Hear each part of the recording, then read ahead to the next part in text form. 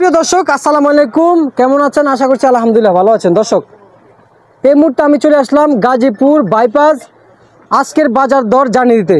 বন্ধুরা, জানা গেল যে পেঁয়াজের বাজার গত কয়েকদিনের তুলনামূলক নাকি একটু বেড়েছে, কিন্তু আজকের বাজার দর কেমন চলছে এই বিষয়ে কথা বলে দিব। এদিকে জানা গেল যে আদার বাজার অনেকটাই বৃদ্ধি, আর রসুনের বাজার কিন্তু ধাপে ধাপে বৃদ্ধি হচ্ছে। রসুনের বাজার কমার কোনো সম্ভাবনা অনেকটাই কেউই দেখতে পাচ্ছেন না। এই বিষয়ে কথা বলে জানিয়ে দিচ্ছি আজকের বাজার দর। ভাইজান আসসালামু আলাইকুম। ওয়ালাইকুম সালাম। কেমন আছেন? আলহামদুলিল্লাহ ভালো। সব মিলিয়ে আপনার ব্যবসা বাণিজ্য কেমন আছে? মোটামুটি আলহামদুলিল্লাহ। মোটামুটি? কি বলেন, ব্যবসা বাণিজ্য মোটামুটি থাকবে কেন ভাই? ভাই বাজারের অবস্থা ভালো না তো ভাই, বেচা কেনা কম। কি জন্য বাজারের অবস্থা, কি জন্য, কি হয়েছে? কাস্টমার নাই। কাস্টমার নাই? তা এই যে এতগুলো পেঁয়াজ, এগুলো কি নষ্ট হবে না কাস্টমার না থাকলে? কাস্টমার না থাকলে তো নষ্ট হওয়ার চান্স আছে, কাঁচামাল নাই রে। আচ্ছা, নষ্ট হওয়ার চান্স আছে। হ্যাঁ। আচ্ছা আচ্ছা আচ্ছা, বুঝতে পারছি। কত জেলার পেঁয়াজ আছে আপনার এই দোকানে? জি ভাইয়া, কয় জেলার পেঁয়াজ আছে এই দুই দোকানে? জেলার, এখানে পাবনা প্লাস ফরিদপুর। আপনার প্লাস ফরিদপুর, এই দুই জেলার পেঁয়াজ আছে আপনার কাছে? হ্যাঁ। আচ্ছা আচ্ছা, এটা কোন জেলার পেঁয়াজ? এটা এটা ফরিদপুর। কত করে দিচ্ছেন বর্তমান বাজারে? 55 টাকা। 55 টাকা বর্তমান বাজার দিতেছেন? কম কত দিতেছেন ভাই, এটা ওইটা বলেন। হ্যাঁ, কম কত দিতেছেন? 55-56 এই বেচতেছি। 55-56 এই দামে বিক্রি করতেছেন? হ্যাঁ। আর পাবনার পেঁয়াজ কোন দিকে? পাবনার পেস্ট ওই সামনে। এই সামনে না, এগুলা না?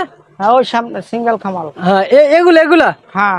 আচ্ছা আচ্ছা আচ্ছা, পাবনার পেঁয়াজ কত করে দিচ্ছেন? এটা 57-58। 57-58 বর্তমান বাজার পাবনার পেঁয়াজ বিক্রি করতেছে। এত বেশি তো বিক্রি করতেছে না। এটা কোন জায়গায়? এটা ফরিদপুর।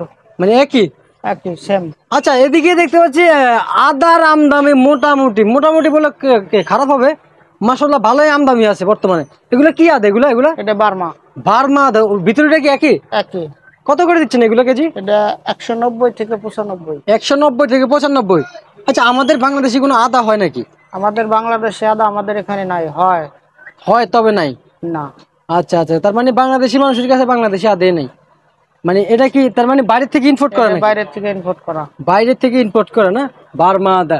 এদিকে একটা দেখতে পাচ্ছি লাল বস্তায়, এটা কত করে বিক্রি করছেন? ওটা ইন্ডিয়ান কেরালা আদা। ইন্ডিয়ান কেরলা আদা কত করে বিক্রি করতেছেন? ওটা 85-90। 85 থেকে 90? 85 থেকে 90 টাকা। আচ্ছা, কমার কোনো সম্ভাবনা দেখতে পাচ্ছেন কিনা আপনি? এখনো বরাবর আমরা বলতে পারি না, কাঁচামাল ভাই এটা সঠিক বলতে পারবো না। সঠিক বলতে পারবেন না? না, হ্যাঁ। একটু কমাতে দরকার, এখন তো দাম বেশি। কারণ আমাদের বাইরের থেকে যদি না দেয় আমরা পাবো কই কমাই দিতে। আচ্ছা আচ্ছা আচ্ছা, বুঝতে পারছি ভাইজান, আমি আপনার দুঃখ বুঝতে পারছি। আচ্ছা, কত করে বিক্রি করতেছেন রসুনের বাজার? রসুন ওইটা 60 টাকা। এটা?